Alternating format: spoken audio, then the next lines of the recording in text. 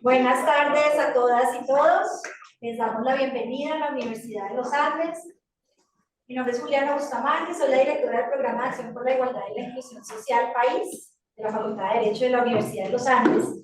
Y hoy tenemos un espacio muy importante para analizar temas de derechos humanos en torno a situaciones que se presentaron en la pandemia, pero que tienen un impacto en la vida de las personas mucho más allá de esa coyuntura. Y de eso vamos a hablar ahora un poco. Queremos agradecerle al Instituto NIO de la Universidad de Georgetown por haberse unido con nosotros a este trabajo, por su entusiasmo y por su rigurosidad en el trabajo relacionado con los derechos humanos, la salud, la bioética. Y estamos pues muy complacidos de poder tener esta conversación. Es un tema un poco novedoso y creemos que pone en el debate público asuntos que pocas veces se abordan en los discursos de derechos humanos en nuestra región y en el mundo en general. Voy a darle la palabra a Ariadna del Instituto NIEL, quien va a ser nuestra moderadora, y ella se va a encargar de dirigir este espacio en el que estaremos participando, y ya ella nos hará la presentación de diferentes miembros de las organizaciones, incluyendo a estudiantes del país. Y bueno, muchas gracias a todas y todas. Sí, vamos a presentarles antes unos videos para ambientar la conversación antes de que empecemos esta charla. Y bueno, agradecería a nuestras intérpretes también por estar hoy acá apoyando nuestro espacio. Entonces, acá estoy compartiendo pantalla. Voy a acercar a la intérprete para que quede mejor.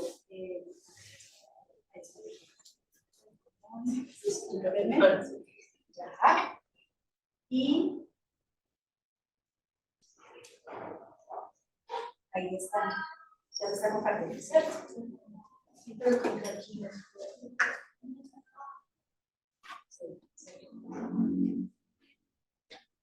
Bueno, entonces, ahí están viendo los logos de las dos organizaciones, y les vamos a presentar dos videos de dos de los peticionarios, en este caso, del que vamos a hablar ahora y del que nos van a contar un poco en general las características de lo que pasó, y nosotros tenemos una conversación más detallada sobre el asunto. Entonces, acá empezamos con el primero. Soy una persona.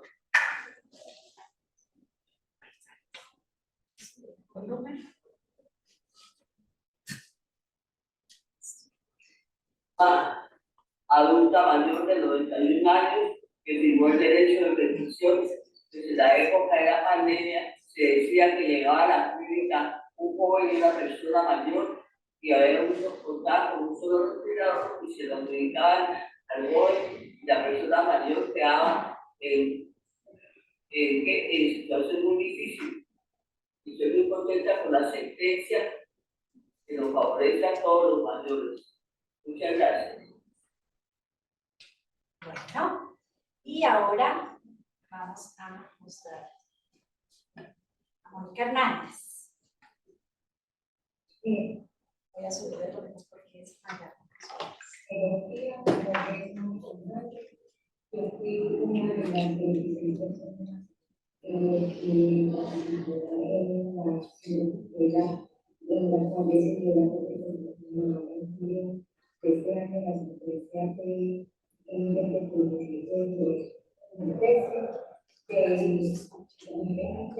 sobre la regulación del reactivo.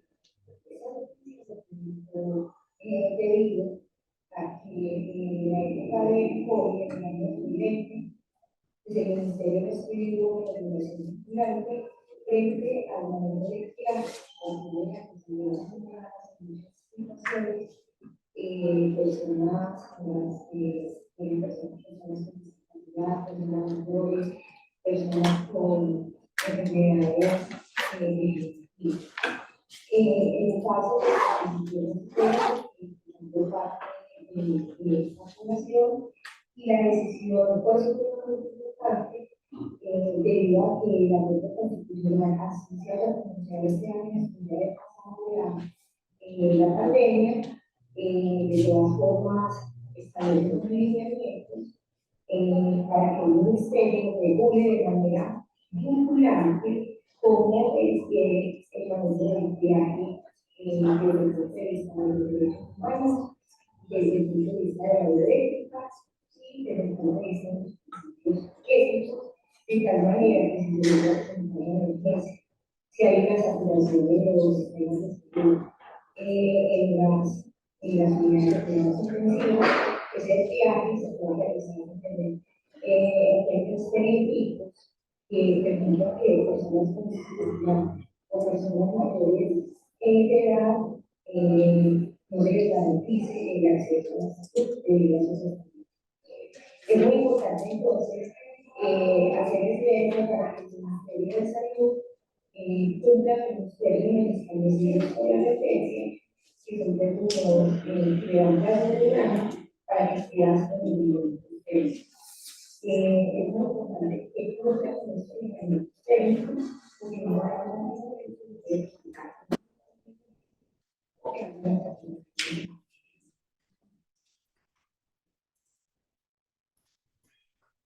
Bueno, muchas gracias a nuestros peticionarios que nos enviaron sus videos y que acompañaron este ejercicio.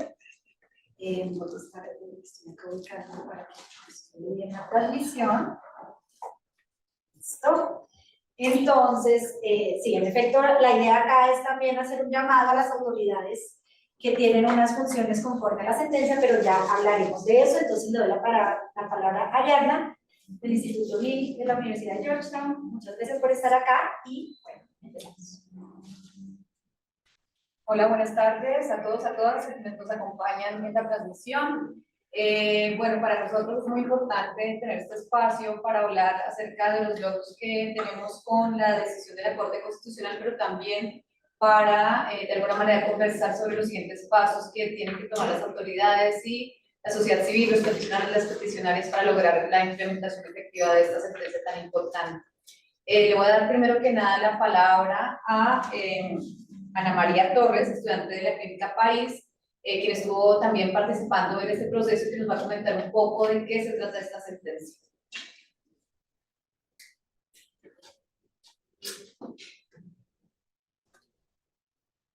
Buenas tardes a todas y todas. En junio del 2021, 26 personas mayores de 60 años y o con condición de discapacidad en acompañamiento del país y del Instituto de NEI presentaron una acción de tutela buscando la protección de sus derechos fundamentales a la salud, a la igualdad, a la no discriminación y a la información. Sobre este marco, la Corte Constitucional lo que advierte es de situaciones en las que directa o indirectamente se afecta a esta población por aparentes criterios neutrales y termina, lo que determina es que el Ministerio de Salud, por omisión, vulnera los derechos fundamentales a la no discriminación, a la igualdad y a la salud de esta población a partir de estos criterios aparentemente neutrales. Daré entonces seguimiento al espacio.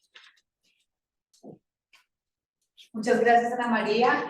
Como recuerdan, País es una clínica, entonces también hubo participación de estudiantes en este caso, que es muy importante también. Y bueno, vamos a dar paso entonces al panel. Vamos a presentar primero a nuestras panelistas y a continuación vamos a hacer unas rondas de preguntas acerca de casos, sus implicaciones, estándares, logros, etcétera, para al final dar un paso a una ronda de preguntas de parte del público. Entonces tenemos a Silvia Serrano Guzmán, quien es abogada de la Universidad Autónoma de Bucaramanga, también tiene un máster en estudios jurídicos internacionales con un certificado de Derecho Internacional de la Universidad de Georgetown, un máster en argumentación jurídica de la Universidad de Alicante. Actualmente es candidata a doctorado en Derecho en la Universidad de Georgetown, Estados Unidos, y es codirectora de la Iniciativa de Salud y Derechos Humanos del Instituto ONIC de la misma universidad. En segundo lugar, tenemos en orden de derecha a izquierda a Natalia Acevedo, Natalia es abogada de la Universidad de los Andes, LLM de McGill University y maestría en bioética de la Universidad de Pittsburgh. También es consultora senior de la Iniciativa de Salud y Derechos Humanos del Instituto ALES. Y tenemos también, para cerrar nuestro panel, a Juliana Bustamante, que es actualmente la directora de país, es abogada de la Universidad de los Andes, con maestría en Derecho Internacional y comparado desde George Washington University, perdón, y maestría en Relaciones Internacionales y Derechos Humanos de la Universidad de Oakland. Lleva 5 años trabajando en el país y con una amplia carrera también en Derechos Humanos. Entonces, vamos a... y falta Rafael, que nos está acompañando por medio virtual. Rafa, bienvenido. Bueno, Rafael es integrante de la Coalición Colombiana por la Implementación de los Derechos de las Personas con Discapacidad, peticionario de esta tutela, de la cual vamos a hablar hoy, filósofo, educador e investigador de diferentes proyectos por 30 años. Es una persona en silla de ruedas y en la actualidad en hospitalización domiciliaria. Entonces vamos a comenzar con este panel de lujo que tenemos en el día de hoy. Vamos a comenzar con Silvia, así que le quisiéramos preguntar, por un lado, ¿qué motivó el inicio de esta acción de tutela, de este litigio constitucional? Y adicionalmente, ¿cuál era el objetivo? ¿Qué estándares se querían establecer con este caso? Perfecto. Bueno, buenas tardes a todas y todos.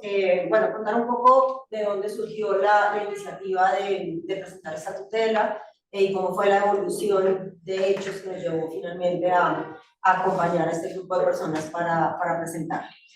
Bueno, como recordarán, después de iniciar la pandemia en marzo de 2020, poco tiempo después, unas semanas después, en abril de 2020, en mayo, empezamos a ver en las noticias que había ya una saturación de los sistemas de salud y particularmente una saturación de la terapia intensiva, de los medios para la terapia intensiva, y en ese momento pues empezó a hablar de escasez en acceso a ventiladores y camas de cuidados intensivos en general.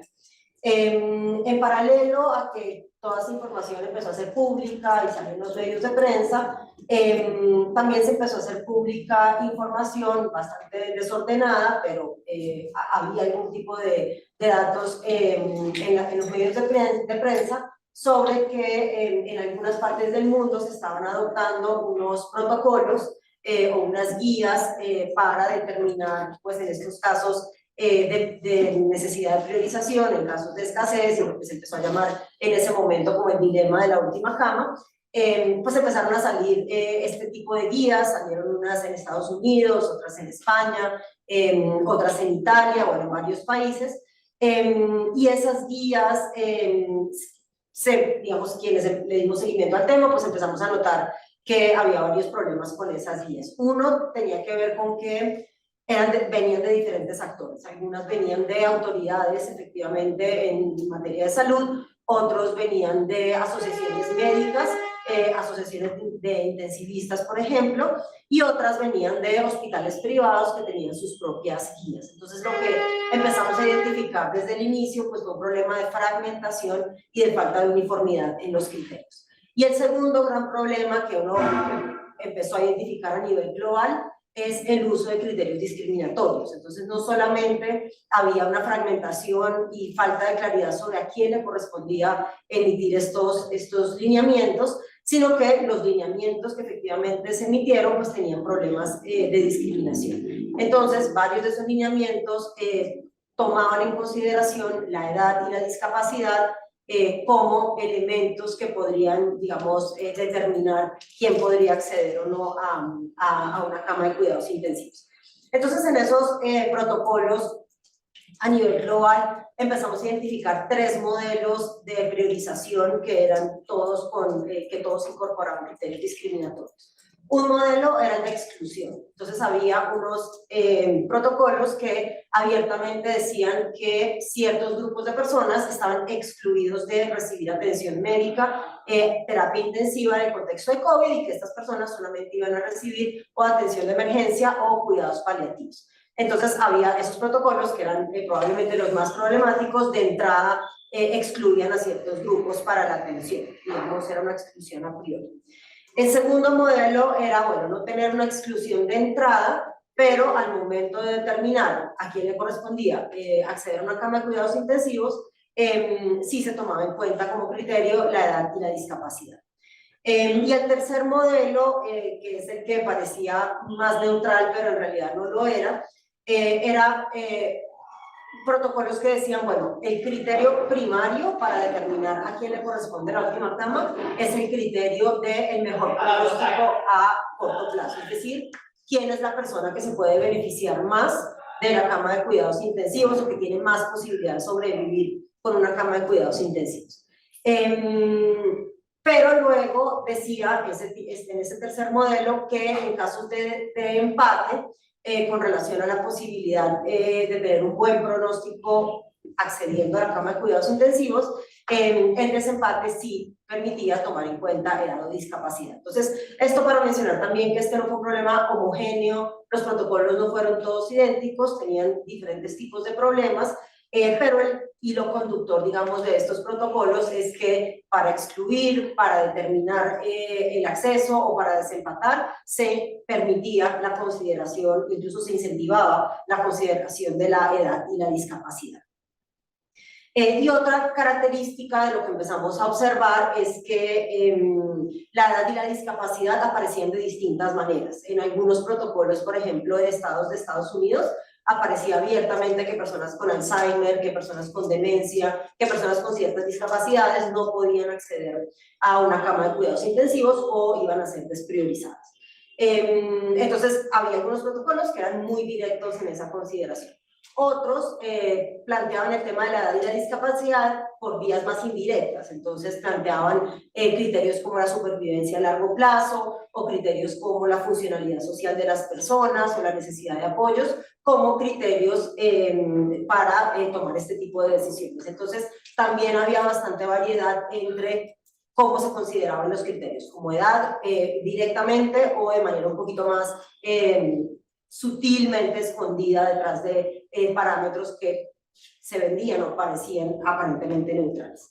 Entonces, bueno, en este contexto global, junto con la Organización de Justicia, desde el Instituto NIL queríamos acceder a información sobre cómo el Ministerio de Salud de Colombia estaba enfrentando pues la situación de escasez. Tomamos conocimiento de que el Ministerio de Salud adoptó unas guías generales que no eran de obligatorio cumplimiento y que incluían estos criterios digamos indirectos o implícitos a través de los cuales se tomaba en cuenta la discapacidad.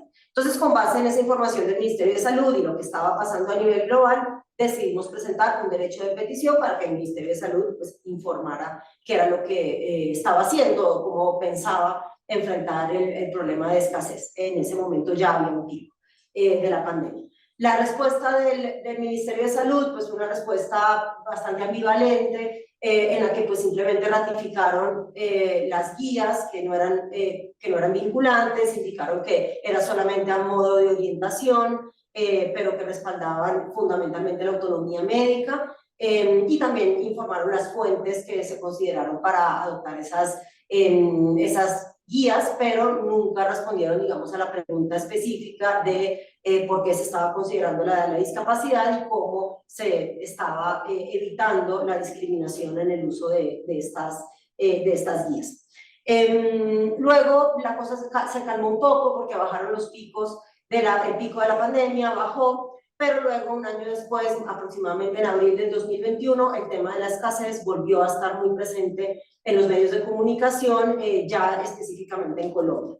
Entonces empezamos a escuchar que alcaldes o gobernadores, esto pasó en Antioquia, planteaban que estaban ya en etapa de triaje, así lo decían, y que estaban teniendo que priorizar, pero no decían ni cómo lo estaban haciendo, ni con qué criterios. Y luego pasó algo similar, obtuvimos información de público conocimiento sobre que en Bucaramanga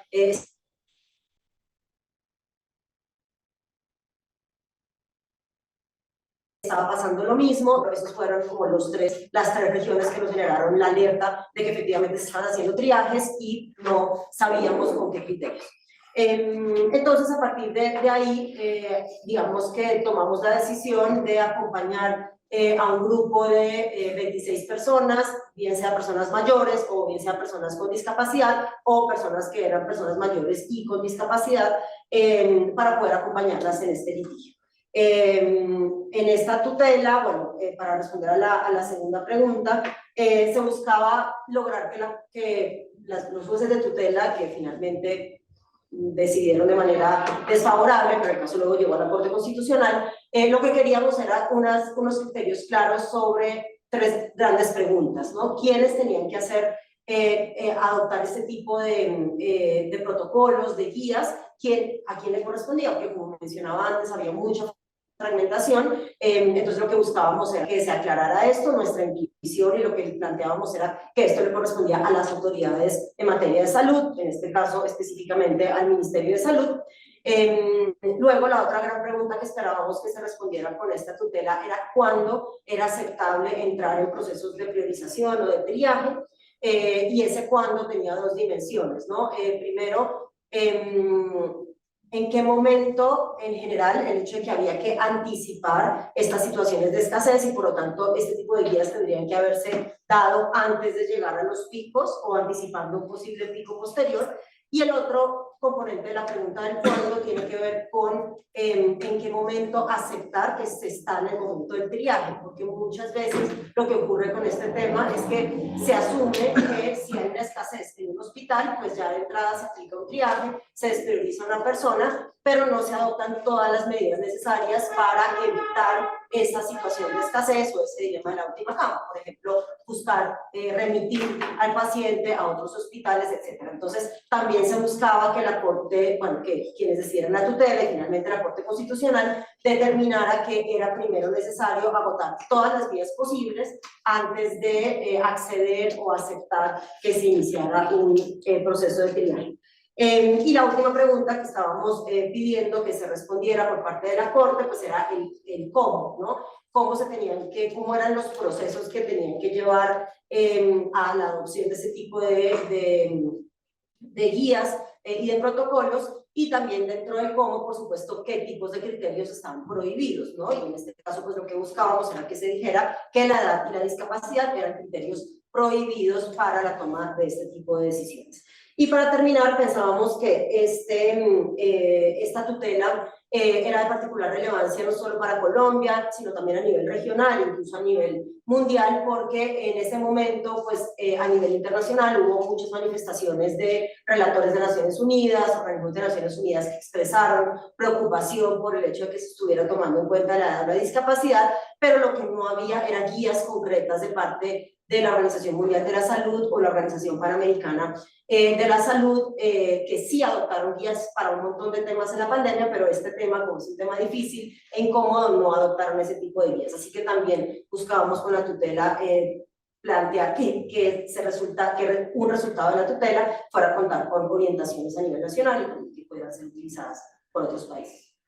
Muchas gracias, Silvia, por darnos el contexto de esta tutela tan importante y sobre todo para ilustrarnos un poco los problemas que venían desde los derechos humanos más adelante. Natalia nos va a contar un poco también la discusión que se dio desde la bioética en relación con este tipo de decisiones que pues él también tiene como su aporte en relación con este caso.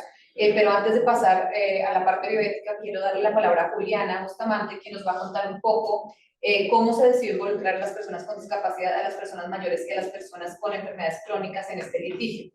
Como lo mencionó Ana María antes, hay 26 personas que son peticionarias de esta acción de tutela, que estaban en estas condiciones y por lo tanto queremos conocer un poco más de ese involucramiento y también bueno, cómo se dieron todos los pasos, conocimiento, el contacto, etc. Entonces, Juliana, por favor. Bueno, pues muchas gracias. Yo creo que con este contexto que ya nos introdujo Silvia, pues se entiende de dónde venía la necesidad de presentar esta acción. Pero, digamos, nosotros en el país, desde que empezó la pandemia, desde antes de que fuera la orden de cierre y de encerramiento, a nosotros nos convocaron en la Secretaría de Integración Social para verificar cómo se podían tomar esas medidas restrictivas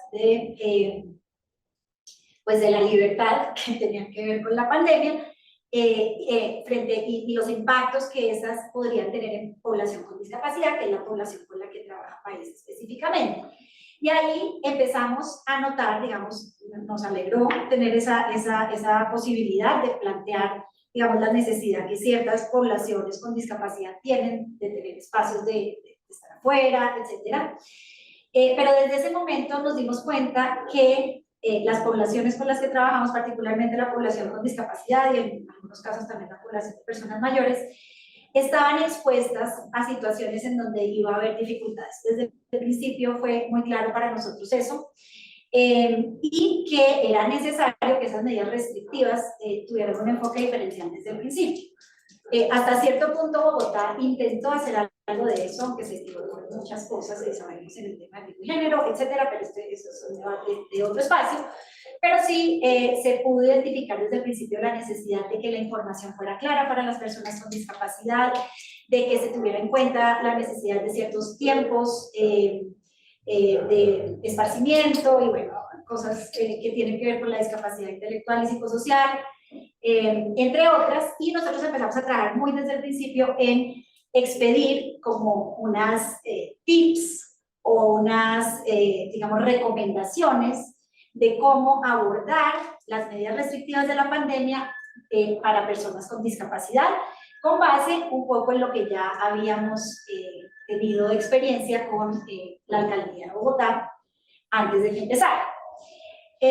Tuvimos también espacios dentro de la propia universidad para debatir sobre el tema de las vacunas y el acceso a las vacunas, hasta qué punto se tenía también que escoger que unos fueran vacunados primero que otros, cuáles, porque todos estos temas, que seguramente es de lo que va a profundizar ahora Natalia, que tienen que ver con esas decisiones de las autoridades para optar por una u otra cosa cuando no hay abundancia, y sobre todo cuando hay una postura social que está fundada en la discriminación a ciertas poblaciones, en los imaginarios, en los estigmas, en la idea de que hay vidas que valen menos que otras. Entonces ahí fue que, digamos, nosotros entramos a intervenir desde donde pudimos, básicamente con información, pero es cuando nos encontramos con el Instituto NIR y la preocupación que tenían sobre estas cosas que estaban pasando en las clínicas en Bucaramanga, estas normas que estaban saliendo, que estaban siendo muy problemáticas y que nos tocaban a todos, no solamente desde lo institucional, sino desde las familias, desde los entornos cercanos con los que estábamos pasando la pandemia, que en cualquier momento se podían ver expuestos a situaciones en donde se tuviera que tomar una decisión sobre si son o no atendidas. Entonces de ahí empezamos la conversación y eso nos llevó a identificar muy cerca de nosotros personas que estarían ahí muy expuestas y con las que empezamos a hablar. Fue una cosa muy orgánica, creo yo, en cuanto al conseguir a las personas, y creo que hubo una reacción generalizada de las personas con las que entramos en contacto muy, un poco de sorpresa, porque me parece que muchas veces la discriminación está tan instalada que parece normal que se haga, incluso para las propias personas que son víctimas de ella, y eso, pues, digamos, es evidente cuando salió el resultado positivo, cómo fue recibido con algo de sorpresa por los propios peticionarios. Y entonces hablamos de derechos con ellos, empezamos a tener una conversación como muy uno a uno desde nuestros propios entornos, sobre esto está pasando, quisiéramos hacer eso. Pues pensamos en un personas que reunieran unas características que las ponían en un riesgo y que ese riesgo mismo estaba haciendo una vulneración a sus derechos y a su reconocimiento desde la dignidad humana y desde los derechos humanos. Y desde esa conversación muy sencilla, no jurídica, sino muy desde los derechos y desde el sentido humano de la vida, encontramos muy buena respuesta. No, yo voy a decir que por lo menos con las personas con las que yo hablé, no todas dijeron que sí, casi todas. Fue impactante ver que había unas personas en estas condiciones de edad, de estar mayor, que consideran que no tendrían por qué ser priorizadas, que querían que eso fuera así. Pero en términos generales, el mensaje de que el derecho a ser reconocidas como iguales era importante, llegó a estas personas y pudimos entonces reunir desde nuestros diferentes escenarios a estas 26 personas que representaban eso, ¿no? O la discapacidad, o la edad, o unas enfermedades particularmente graves de base que no tenían que ver con el COVID, y era precisamente ese mensaje. Entonces,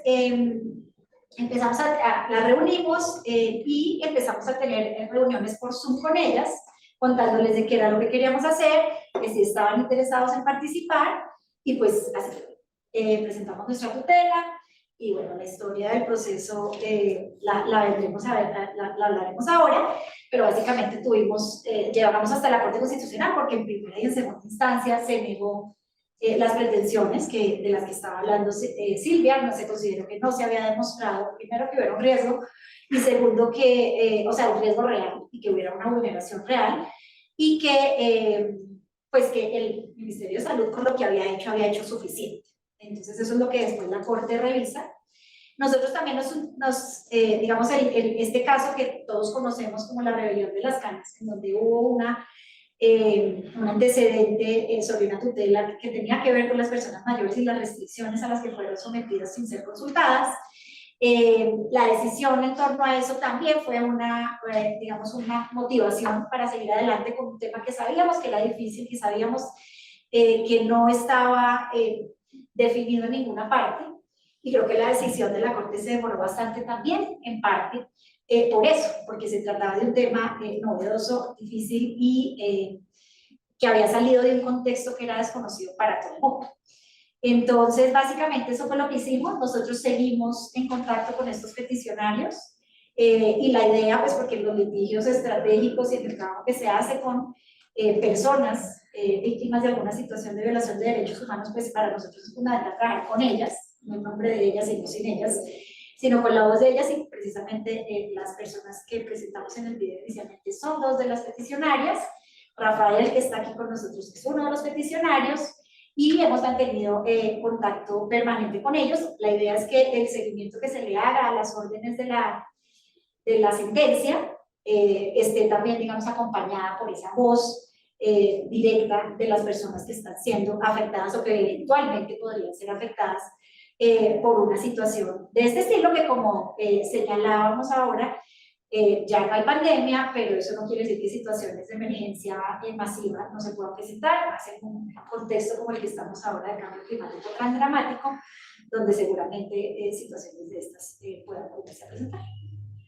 Gracias, Juliana. Creo que tocas un tema muy importante, y es cómo el tema de la discriminación se va generando, digamos, a lo largo de las vidas y se normaliza de alguna manera, y cómo en estas situaciones excepcionales es necesario acudir a ciertos mecanismos legales para visibilizar este tema de discriminación, pero también pues para lograr de alguna manera medidas que faciliten que las personas no tengan que ser discriminadas, sobre todo en estos contextos de escasez. Le voy a dar la palabra ahora a Natalia. Natalia nos va a contar un poco cómo esta sentencia reta el supuesto consenso bioético que había, o que existía, o que existe, o que bueno, de alguna manera se dice que existe alrededor del tema, y cómo se tuvo en cuenta el razonamiento bioético en el momento de la construcción de esta sentencia y del caso en general. Bueno, creo que quiero agregar algo a lo que decía Juliana, y es que en mi experiencia también conversando con algunos de los peticionarios o personas que sabíamos que tenían temor, y eso hay que decirlo, algunas personas no quisieron participar por temor a que pudiese haber alguna represalia por parte del gobierno. Alguna persona me decía, pero si yo participo en esa tutela, luego me van a negar aún más el servicio. Entonces, ese temor, o sea, estamos hablando de un momento en donde había pico, donde a las personas les decían que por favor no salieran de sus casas, había mucho temor generalizado en la sociedad, y eso también se manifestó a la hora de buscar las personas peticionarias. Y ahora, Ari, me preguntas por el consenso bioético, y yo creo que es importante hablar de, estaba iniciando la pandemia, y lo que empezamos a mirar en su momento como bioeticistas y como académicos era qué había al respecto, y había ya muchos lineamientos al respecto. Solo iniciando la OMS con la crisis del ébola había sacado unos lineamientos para guiar el manejo de pandemias o de epidemias, de crisis, y en esos lineamientos que ya eran antiguos, la OMS le pedía a los estados prever este tipo de situaciones donde tuviesen que hacer razonamiento de recursos, donde hubiese escasez de recursos, y les pide anticiparse a que llegásemos a ese momento, ¿no? Eso fue, no había llegado el coronavirus. Ahí también se recomendaba, por ejemplo, tener transparencia en los procesos, hacer discusiones públicas, democráticas, y que las decisiones no se tomaran desde un escritorio, sí, sino de forma participativa. Entonces, cuando llegamos a analizar este tema, pues ya había algo, ya había, hay otros contextos en los que desde la salud se debe hacer priorización o se debe llegar a hacer triajes, sino que creo que esto nos pone de presente que tal vez los estados no lo habían hecho y que había que hacerlo de forma muy urgente. Y ahí empiezan muchos bioeticistas a nivel mundial a reciclar cosas antiguas, salen algunos protocolos muy rápidos desde el punto de vista bioético. Emmanuel Ezequiel, un bioeticista muy reconocido, saca unas guías donde dice que hay un consenso y que se viene estudiando hace mucho tiempo y que se ratifica que hay unos criterios que son los más adecuados para priorizar en un momento de escasez de recursos. Él habla de específicamente supervivencia a largo plazo, otros empiezan a usar el criterio de número de años vividos o por vivir, número de años salvados, también le decían algunos protocolos. Luego salen algunos protocolos de, por ejemplo, recuerdos de la Universidad de Pittsburgh, que ha tenido ya luego de esos 5 versiones más, porque se revisaban y era como, no, esto tal vez no, y lo que contaba Silvia, algunos protocolos que empezaron a tener muchas preocupaciones de los bioeticistas, porque decían explícitamente cosas que eran problemáticas desde el punto de vista de la discriminación o la bioética, pero empezamos a ver como un rango amplio de reacciones desde la bioética, y también muchas respuestas a ese supuesto consenso, ¿no? Entonces, pensar que esa fue la única respuesta de la bioética, decir el consenso es este y son los años de vida salvados o la supervivencia a largo plazo, es un error. En su momento hubo muchas respuestas y bioeticistas, sobre todo, que se paran desde una perspectiva de discapacidad o desde una perspectiva racial y dijeron, este no es un criterio objetivo y termina generando efectos de discriminación en las personas con discapacidad, en las personas mayores.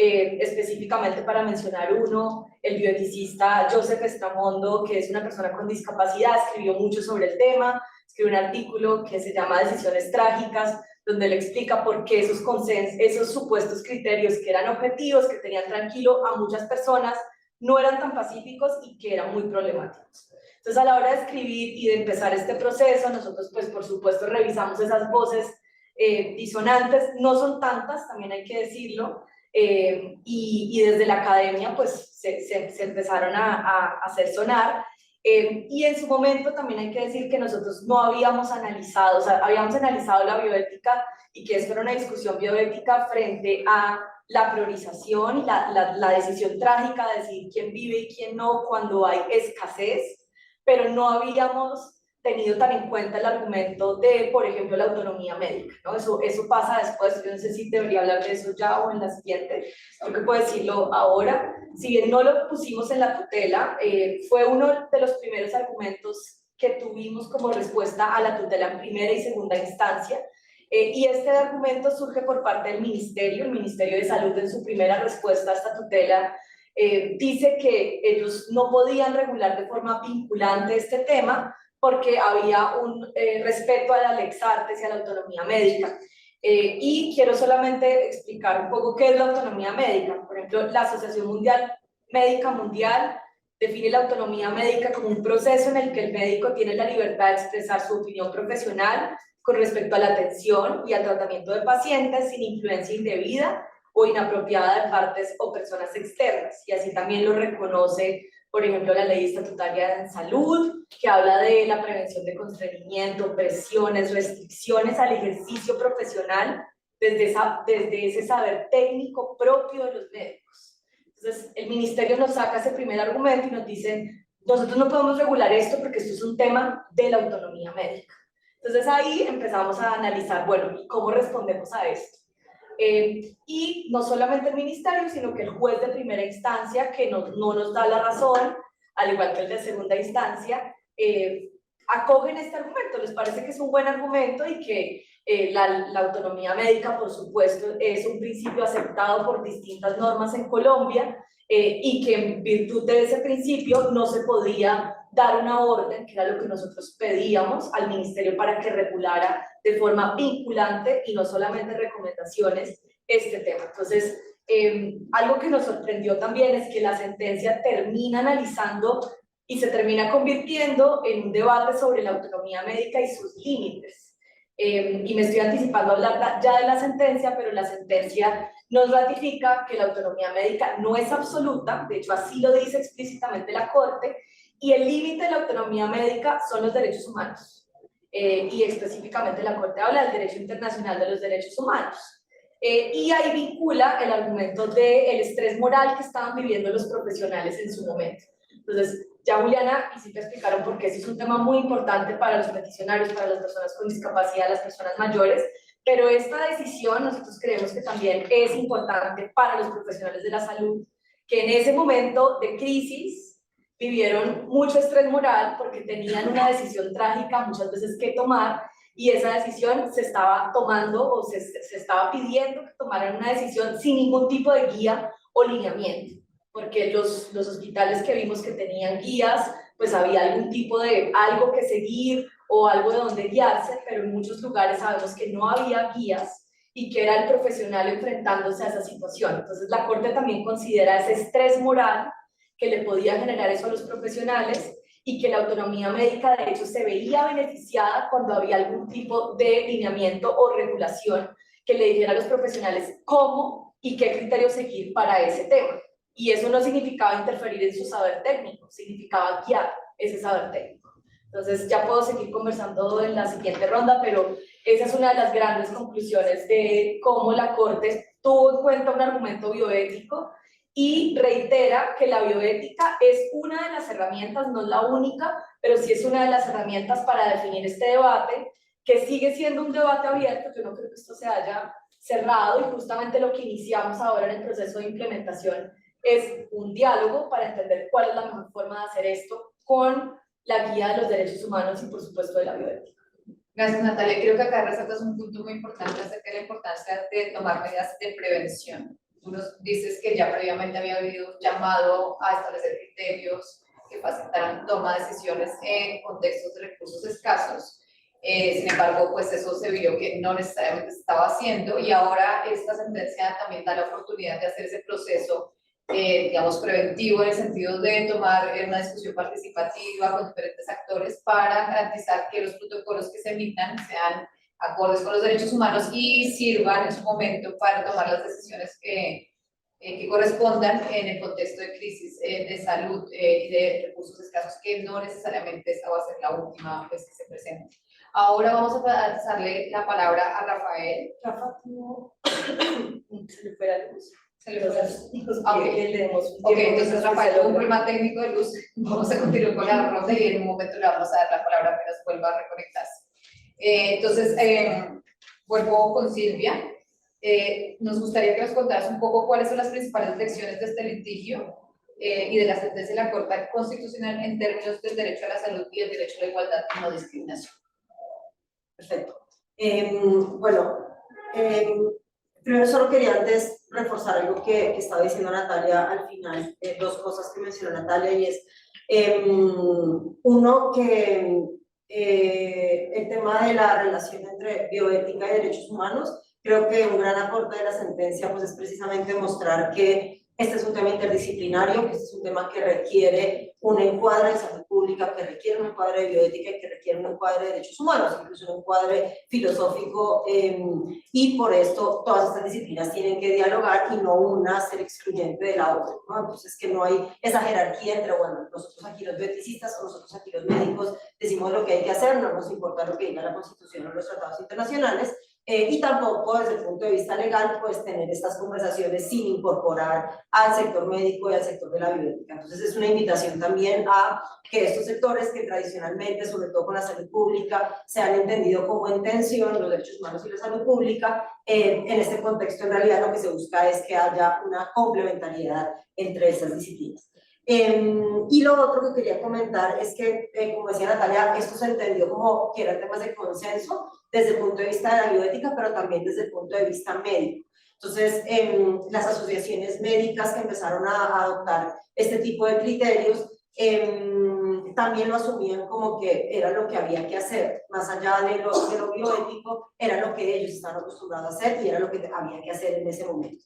Y también, como pasó con la bioética, hubo muchas voces, algunas voces, que desafiaron eso. Entonces, por ejemplo, en España salió una asociación, planteó unos criterios muy problemáticos, y otra asociación de pediatría, de otros, digamos, áreas de la medicina, salieron y dijeron, no estamos de acuerdo con esto, es un comunicado que no nos representa a nosotros, y más bien queremos que una autoridad nos dé lineamientos, ¿no? Entonces también había un clamor que deshace un poco este argumento de autonomía médica, había un poco un clamor del personal de salud de decir, por lo menos un grupo, de decir, no, nosotros sí necesitamos estos criterios.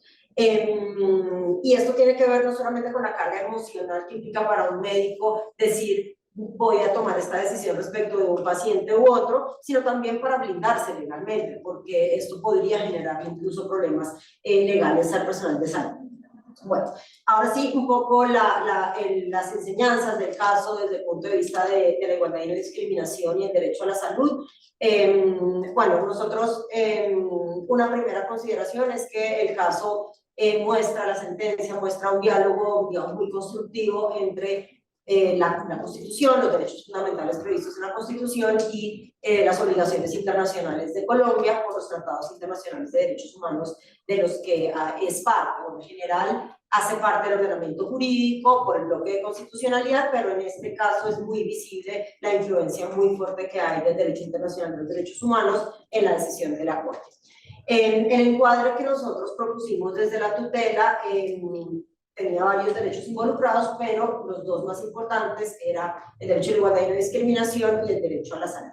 Y la Corte respondió de manera muy positiva a el encuadre de derechos que nosotros habíamos planteado desde la tutela. Entonces, con relación al derecho a la salud, bueno, el derecho a la salud tiene distintos componentes y uno de esos componentes es el derecho a acceder a bienes y servicios de salud sin discriminación. Eso se entiende como la accesibilidad sin discriminación. Entonces, por supuesto, el encuadre desde el derecho a la salud se enfocaba principalmente en este componente, en el de acceso sin discriminación. Y luego, pues, un encuadre sobre igualdad y no discriminación de manera autónoma, que permitió a la Corte analizar el caso a partir de su jurisprudencia histórica sobre igualdad y no discriminación, especialmente respecto a estos dos grupos, personas mayores y personas con discapacidad. Bueno, entonces hay tres cuestiones de la sentencia sobre igualdad y no discriminación que me parece que vale la pena destacar. El primero es el uso de las categorías prohibidas y el tipo de escrutinio que esas categorías activan, ¿no? Entonces, aquí lo tenemos claro, los criterios problemáticos eran edad y discapacidad, y la Corte dice, bueno, conforme a mi jurisprudencia, la discapacidad, cuando se toma en cuenta como criterio diferenciador, activa un escrutinio estricto. Un escrutinio estricto, ¿qué significa? Pues que es muy difícil para la autoridad pública justificar una diferenciación con base en ese criterio y que esa justificación que aporte se tiene que evaluar de la manera más estricta posible. Pero planteaba un desafío, y es que el tema de la edad, el criterio de edad como criterio diferenciador, históricamente en la jurisprudencia de la Corte Constitucional tiene un escrutinio menor, un escrutinio intermedio, digamos. Entonces no se analiza con ese nivel de sospecha con el que se analiza la discapacidad. Pero lo que es muy interesante es que la Corte dice, bueno, aunque en circunstancias normales la edad amerita un escrutinio más bajo, en este caso amerita un escrutinio estricto, equiparable al de la discapacidad, porque aquí no estamos hablando de una diferencia de edad cualquiera, no es como, bueno, para este cargo necesitamos que la persona tenga mínimo 35 años, o sea, no se trata de esas diferenciaciones en materia de edad, sino respecto del grupo vinculado con la categoría de edad más vulnerable, que es el de las personas mayores. Entonces muestra cómo ese criterio de edad, cuando se ve de manera asimétrica, es decir, cuando nos enfocamos en el grupo más vulnerable dentro de esa categoría, sí justifica el escrutinio más intenso posible, como ocurre con discapacidad. Entonces es un avance en la jurisprudencia de discriminación por edad que me parece muy interesante destacar. El segundo tema muy importante sobre igualdad y no discriminación es que la sentencia entiende la discriminación en toda su complejidad y en todas sus distintas manifestaciones.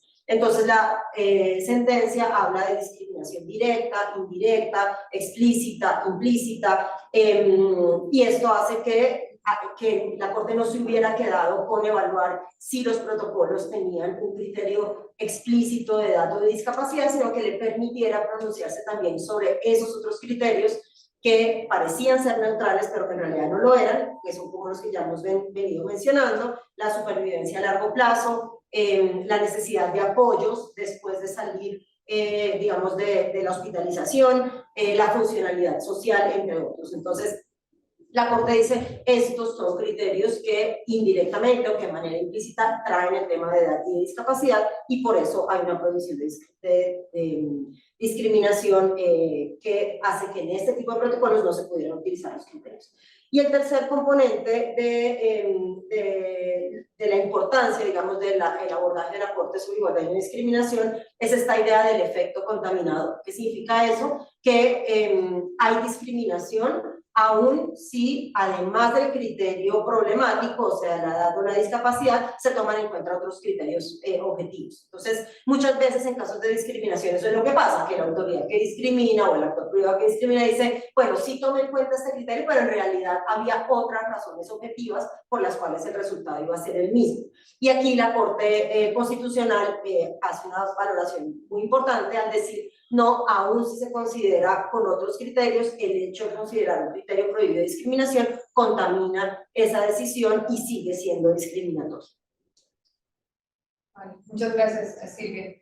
Ahora Julián nos va a comentar un poco también sobre los alcances de esta sentencia en relación con el tema de interseccionalidad, y sobre todo también que nos cuentes un poco qué criterios de los que presentó la Corte en esta sentencia pueden ser de utilidad también para las personas con discapacidad.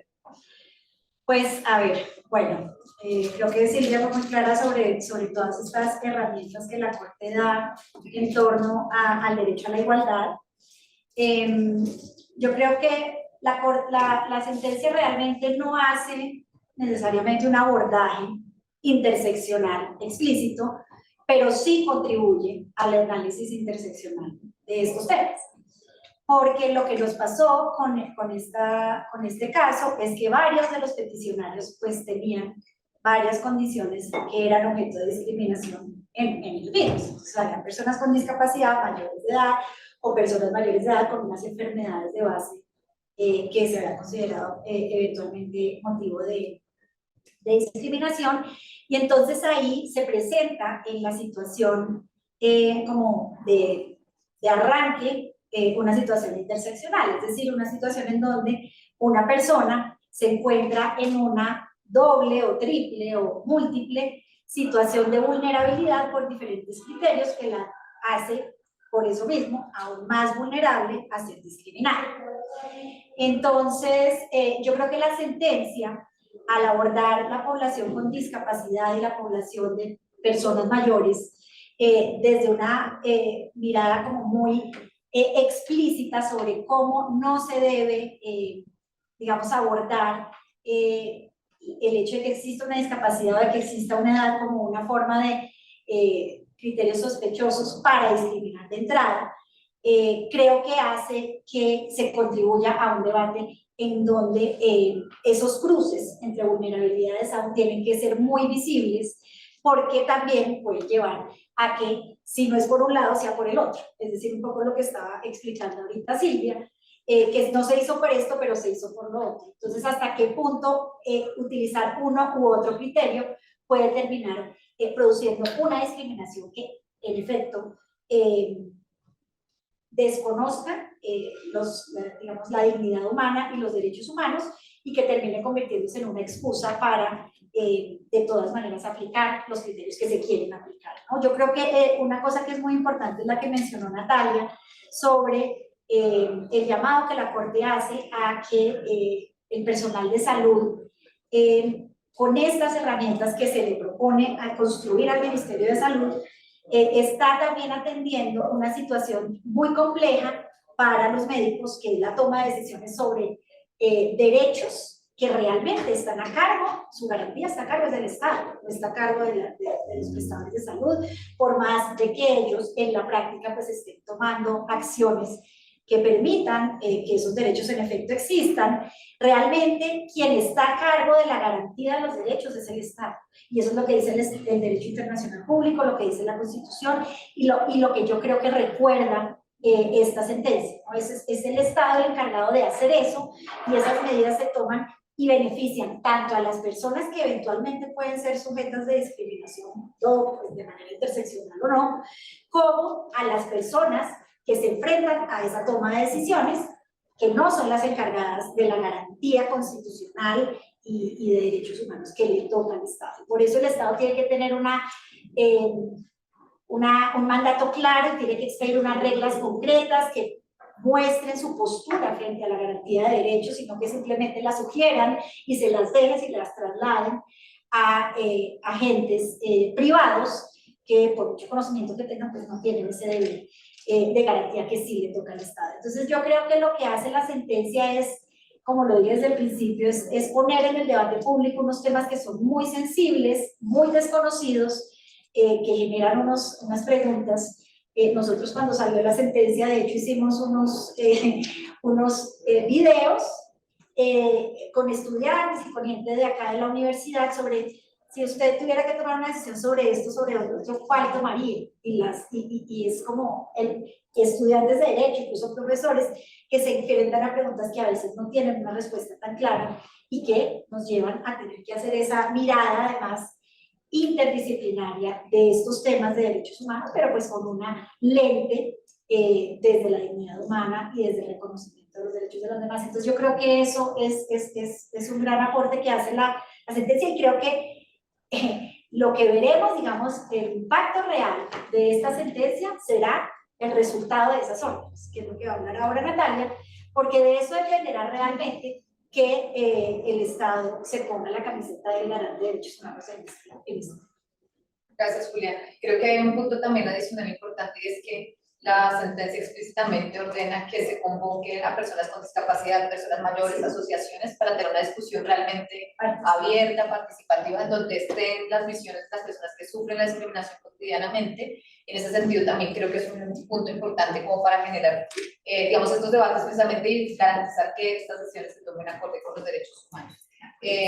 Natalia, entonces cuéntanos también, por favor, un poco cuáles son las principales órdenes de esta sentencia y qué salvaguardas se pensaron precisamente para este proceso de construcción. Bueno, antes de decirles las órdenes, quiero hacer una última anotación sobre el tema de autonomía médica y que nosotros lo argumentábamos sobre todo cuando impugnamos y cuando llegamos al proceso de revisión, y es que ese es precisamente el rol del Ministerio de Salud, es regular temas que muchos tienen tensiones éticas, y es a través del diálogo y de las conversaciones amplias que se han logrado llegar a consensos. Y pongo distintos ejemplos, pero uno es la regulación que hoy existe y es pionera en Latinoamérica sobre muerte digna, la resolución sobre esterilización a personas con discapacidad, entre muchos otros temas que nunca fueron en contra de la autonomía médica, pero que sí establecieron claramente unos límites a la luz de los derechos fundamentales. No se puede esterilizar a alguien sin su consentimiento, ese es un límite que no atenta contra la autonomía médica, y lo que han hecho las regulaciones del ministerio es explicarle y darle un lineamiento a los profesionales, y eso mismo hacen las guías de práctica clínica, entre otros instrumentos que hoy tiene el Ministerio de Salud. Entonces, creo que eso me faltó decir en la respuesta pasada. Y hay algo que también utilizamos desde el punto de vista de la bioética, que pues, la Corte no hace mucho eco en eso, pero sí es importante tenerlo en cuenta, y es el capacitismo en la práctica médica y cómo se manifiesta a través de distintos sesgos, ¿no? Ahí hablábamos en algún texto a la Corte le hablamos de distintos sesgos, por ejemplo el sesgo catastrófico, y es pensar que todas las personas con discapacidad, solo por el hecho de tener discapacidad, van a tener un desenlace catastrófico y por eso tienen menos posibilidad de salvarse, por ejemplo. Y el famoso, o lo que decimos en bioética, la paradoja central de la discapacidad, y Juliana lo mencionó, y es asumir que todas las personas con discapacidad tienen una calidad de vida menor o menos buena que la del resto de personas, solo por el hecho de tener discapacidad. ¿Y cuál es la paradoja? Que cuando se le pregunta a la persona con discapacidad, muchas veces la respuesta va a ser que su calidad de vida no es necesariamente mala y que los obstáculos y las barreras son los que muchas veces puede disminuir esa oportunidad de tener una buena calidad de vida. Entonces, pues por supuesto no esperábamos que la Corte hiciera una reflexión gigante sobre teorías de la bioética, pero sí es importante mencionar que eso se tuvo en cuenta. Entonces, con todo esto, la Corte dice, usted, el Ministerio de Salud, debe establecer un marco técnico, ético y jurídico general, con enfoque bioético y derechos humanos. Es muy enfático en que debe tener los dos enfoques en escenarios en los que deban adelantarse ejercicios de priorización por escasez. Entonces creo que alguien ya lo mencionó, pero esto no se limita a la pandemia del COVID. La Corte abre esta conversación a otras futuras situaciones de escasez que pueden generarse por una guerra, un desastre natural, entre muchas otras. Entonces esto no, ya digamos, se supera el tema de COVID y se habla de situaciones de escasez o excepcionales de salud. Entonces, quiero dividir ya estos últimos, la orden está dividida en unas cosas de contenido que la Corte sí dijo y unas cosas de procedimiento. Y la Corte es muy clara en que no le sería contradictorio hablar de la autonomía médica, hablar de la importancia del diálogo y el consenso, y que la Corte dijera, el reglamento tiene que decir X, Y y Z. La Corte dice, yo no puedo decir eso y ese no es mi rol como órgano constitucional, pero sí puedo decir, por ejemplo, que tienen que incluir ese reglamento y que es problemático que incluya. Y específicamente vuelve a mencionar el criterio de supervivencia a largo plazo, a número de años de vida salvados o vividos, y este otro que mencionaba Silvia, que está explícitamente en el protocolo de Medellín de funcionalidad social. Y dice explícitamente que esos criterios son problemáticos, invitan a la discriminación y que no se pueden utilizar. Pero no dice entonces cuál. Y no le correspondía decir entonces cuál. Y ahí viene el contenido. Entonces dice, el Ministerio de Salud tiene un año para regular este tema, para hacer un reglamento. Y ese reglamento tiene que decir quién debe hacer los ejercicios de priorización. Porque eso tampoco estaba claro. ¿Es el médico de urgencias? ¿Es el señor de la caja? ¿Es el guarda que recibe a las personas? Que sabemos que en Colombia muchas veces así funcionan los triajes, ¿no? Es la celaduría quien termina decidiendo. ¿Es el director del hospital? ¿Quién? ¿Es la EPS? ¿En qué momento? Cuando ya se acabe todo, cuando se nos acabe todo en esta ciudad, porque eso tampoco nunca estuvo claro. Y esa es la falta de transparencia que en su momento denunciamos.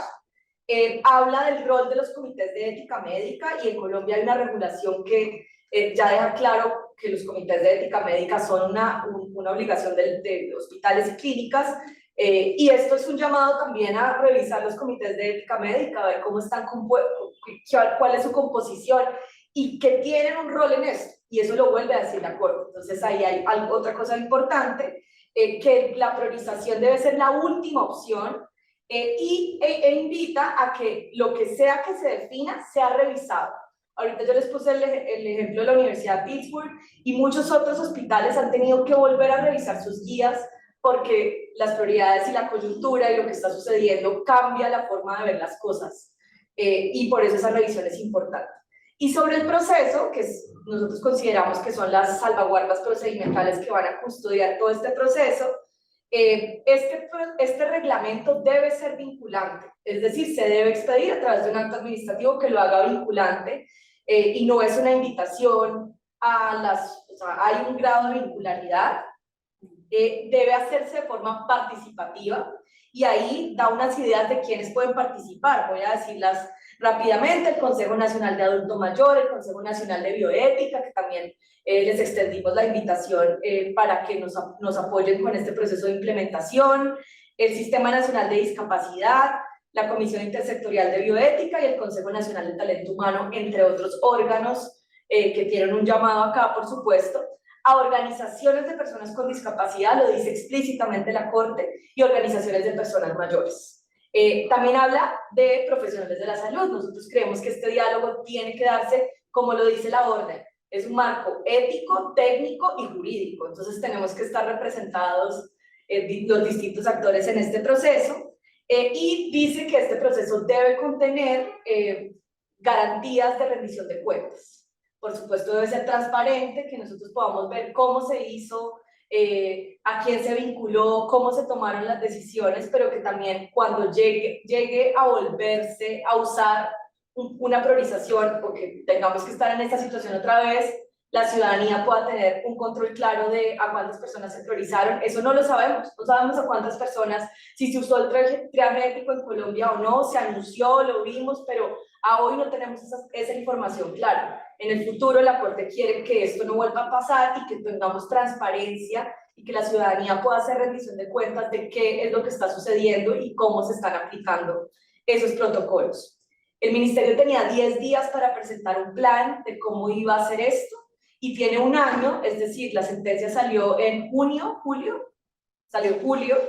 y tendríamos hasta julio del 2024 tiene el ministerio para presentar para cumplir esta orden, ¿no? Y solo una anotación final del proceso de implementación.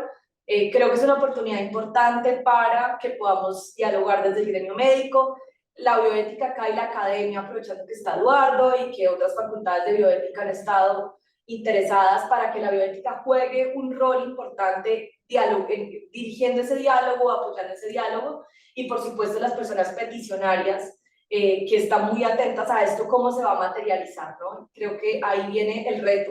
El reto es el cómo y es lo que vamos a empezar a construir en lo que queda este año y lo que sigue para el 2024. Gracias, Natalia. Aprovechando un poco que Rafa todavía no ha podido volver a conectarse, quisiera preguntarles precisamente en términos de retos, ¿cuál sería el principal reto que ustedes encuentran para la implementación efectiva de la sentencia? Yo me atrevo a hacer un pequeño resumen de lo que acaba de decir Natalia, y creo que el tema del tiempo va a ser un tema fundamental porque, digamos, si no se hizo anticipadamente antes de esta sentencia, digamos, también se corre el riesgo que frente a otros temas que están en la agenda de regulación de pronto el Ministerio de Salud se pierda. Creo que ese es un reto, pero creo que el hecho de que se convoque esta sentencia también convoca a una discusión amplia, también puede incentivar a que la academia, los personal que trabaja en bioética, expertos en bioética, desde los derechos humanos, empiecen a proponer desde ya tal vez algunos lineamientos, algunos criterios para que se le pueda presentar al Ministerio de Salud y el Ministerio, pues, de alguna manera ya tenga avanzada su tarea, si bien por parte ya más de la sociedad civil. Entonces, eso por mi parte. No sé ustedes, Silvia, Juliana, si anticipan otro reto, pues no sé si Natalia quiere nombrar otro también. Sí, yo iba un poco en la línea de lo que tú acabas de decir, y es que el tema quede despriorizado, ¿no? O sea, que teniendo en cuenta que ya se acabó la pandemia y demás, de hecho uno de los temores que teníamos con esta tutela era que la Corte Constitucional dijera, bueno, esto ya pasó, hay sustracción de materia o ya no corresponde ser un pronunciamiento, y nos sorprendió muy positivamente que la Corte dijera, esto es necesario anticiparlo y tenerlo en cuenta para próximas emergencias de salud pública, no necesariamente vinculadas a pandemias, ¿no? Entonces la Corte sí manda un mensaje muy claro de esto tiene que anticiparse y le da un plazo inicial cortico al Ministerio de Salud para ver qué es lo que va a hacer, y luego le da un plazo más largo para efectivamente adoptar el nuevo documento vinculante, etc. Pero pues en medio de todas las prioridades que puede tener un gobierno, nos preocupa que esto termine siendo despriorizado y eso genere lo que pasó y lo que tememos que pueda pasar, y es que ante una nueva emergencia de salud pública pues prime la improvisación. Así que queremos buscar la manera de vincularnos lo más cercanamente posible con este proceso, de contribuir a juntar a todas las voces que tienen que ser escuchadas en este contexto para que este tema no vaya a quedar despriorizado, y de una vez tenemos toda la apertura a hacer lo que sea necesario jurídicamente, a través de diálogo, políticamente, para que esto finalmente se implemente. Y el otro desafío que yo iba a plantear, bueno, un poco dos. Uno es que siempre va a venir la pregunta, bueno, pero ¿cuál es la solución, no? Si no se puede considerar la edad, si no se puede considerar la discapacidad, sobre todo la edad, que es más difícil de aceptar que no se pueda considerar, entonces, ¿cómo se resuelve esto? ¿Cuál es la solución a la situación o al dilema, no? Y ahí lo que nos parece es que es muy importante entender que el verdadero dilema de la última cama es un dilema muy excepcional, que no cualquier situación de escasez debe activar inmediatamente una necesidad de priorizar o una necesidad de racionar la atención médica, y que si el sistema de salud es solidario y se organiza de una manera capaz de responder a todas las necesidades, muy probablemente a través de mecanismos de remisión, a través del fortalecimiento o la adecuación de hospitales o de espacios de hospitales como campos de cuidados intensivos, además de muchas otras medidas, se puede prevenir al máximo llegar a ese punto de la última capa.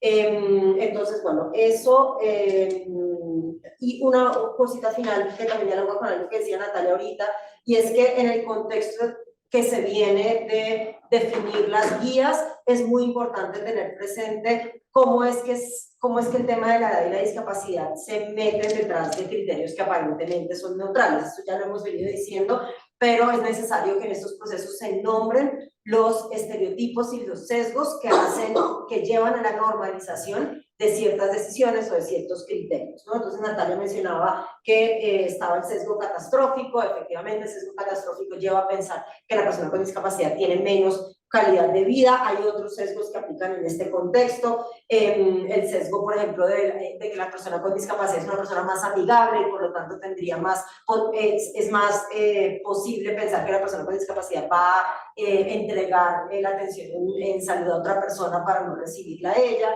El estereotipo sobre la fragilidad, que las personas con discapacidad sufren más o tienen menos resiliencia, entonces eso hace que se limite el esfuerzo terapéutico más fácil. Entonces, nombrar, que en este proceso sea capaz de nombrar todos esos sesgos y esas causas estructurales que hacen que se normalice, que se hubiera normalizado al inicio de la pandemia, me parece que va a ser un desafío, pero que es clave que eso esté presente. Bueno, yo diría que en primer lugar, digamos, el reto, y ya lo hemos visto porque en esos 10 días que se le dio al Ministerio de Salud para presentar el plan, pues no hemos visto ningún plan. Entonces, y ya pasaron los 10 días hace rato. Ese es el desafío, es que realmente pues las autoridades que están encargadas de cumplir con las órdenes lo asuman como una obligación. Y creo yo que en línea con eso, los organismos de control tienen que estar muy pendientes de que en efecto eso pase. Es muy importante que la Procuraduría y la Defensoría del Pueblo, como agentes del Ministerio Público, como representantes del Ministerio Público y de los derechos de los ciudadanos, estén pendientes de que esta norma, de que esta sentencia, perdón, se cumpla en los términos en que la Corte lo está pidiendo. Nosotros, al proponer este espacio, estamos abriendo esa conversación, estamos proponiendo tener este intercambio y dispuestos a contribuir en el debate para abordar todos esos diferentes aspectos que la reglamentación y la creación de esos lineamientos suponen desde nuestras diferentes especialidades y capacidades, y creemos que es muy importante pues que desde lo que la propia Corte invita, que sea a través de organizaciones, oyendo a la propia población que puede estar en riesgo, a las organizaciones que la representen, el Estado entienda que puede construir de manera colectiva unos lineamientos que se ajusten a las necesidades de esas poblaciones que están, pues, que se encuentran amenazadas por este tipo de prácticas que surgen, como dice Silvia, como hemos venido diciendo acá, de imaginarios y estigmas sobre el valor de ciertas vidas por encima de otras, que son más costosas, pero valen menos. Parecería que es un poco la postura en muchas de estas decisiones, y que es precisamente el llamado de la Corte a que eso no siga pasando. Así que, pues, digamos, acá yo quisiera simplemente como cerrar diciendo que este espacio y esta conversación es una invitación para construir en el cumplimiento de esas órdenes desde los diferentes escenarios que todos podemos aportar, y una invitación para que el Estado y los organismos de control asuman lo que les toca ahí, y que cuenten con el apoyo de la academia y de las diferentes organizaciones que pueden aportar en el debate. Ari, yo quiero agregar un último reto, que es un poco copia de Silvia, de lo que ya dijo Silvia, pero es que el capacitismo, y el capacitismo, ¿qué es? La idea de que hay vidas que valen menos, todo lo que hemos dicho es una forma de discriminación ya permea muchas de las lógicas de las escalas, de los instrumentos médicos. Y eso no es algo novedoso para decir, ¿no? Hay muchos autores y esto es una discusión muy activa en la bioética y en los derechos humanos. Y que muchas veces lo que decía Silvia, ya hay unos consensos y sacar a las personas, no solo a los médicos profesionales de la salud, a las personas en general nos cuesta salirnos de cosas que creemos que son correctas. Y quiero poner un ejemplo y es la escala de fragilidad geriátrica, que es una escala abiertamente usada en muchos contextos clínicos, no por la pandemia, se usaba desde antes. Algunos de los protocolos que encontramos la usan y dicen que esa es una forma de decidir un empate. Y cuando uno analiza la escala, es una escala que tiene muchos criterios problemáticos, como por ejemplo el nivel de apoyos que alguien requiera en su vida diaria, es uno de los criterios de la escala de fragilidad. Por ejemplo, tener demencia es uno de los criterios de la escala de fragilidad. Y si bien es un instrumento que se usa en el gremio médico, es un instrumento abiertamente problemático desde el punto de vista de los derechos humanos y de lo que queremos construir acá. Entonces, mi mayor temor sería que hubiese una resistencia a repensar cosas que hemos creído por siempre que son correctas, que son objetivas y que no lo son. Entonces ahí pues, la participación de las personas con discapacidad y de las personas mayores, que son las que mejor conocen su calidad de vida, es vital. Y hay retos en la participación, eso lo sabemos históricamente, y por eso creemos que esta es una oportunidad de oro para que el Ministerio sea pionero y Colombia sea pionero en la región de haber hecho esto de forma participativa. De lo que revisamos, no recuerdo otros protocolos que se hayan construido así. Sí, en su momento hubo comisiones de bioética en algunos países que propusieron cosas, pero que haya sido un ejercicio participativo con sociedad civil, creo que sería algo muy novedoso. Gracias a las tres. Bueno, salvo que alguien tenga preguntas en el público, vamos a dar por terminado este evento. Rafael, desafortunadamente uno de los peticionarios, Rafael, no pudo volverse a conectar, pero esperamos tenerlo de pronto de otra manera, a través de un video o alguna manera, para que quienes no pudieron, pues no lo pudimos oír, lo podamos oír en una próxima ocasión. Les agradecemos a todos, a todas la participación, la presencia, y les invitamos a continuar, digamos, proponiendo y trabajando por esta sentencia. Muchas gracias.